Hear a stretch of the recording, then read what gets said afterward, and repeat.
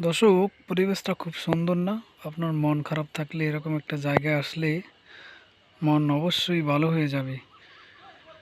নিরিবিলি একটা জায়গা, শুনশান, এবং নদীর পাড়ের আবহাওয়াটা খুব সুন্দর, মনোমুগ্ধকর।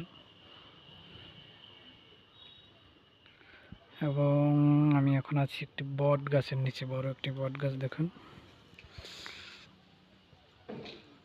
পিরপিরে বাতাস বইতেছে, খুব সুন্দর লাগতেছে।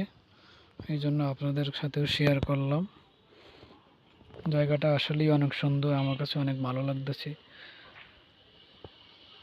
নদীতে এখন জোয়ার বইতেছে, যে লোকজন গোসল করতেছে। ওইদিকে মাঠে গরু ছাগল বাঁধা আছে।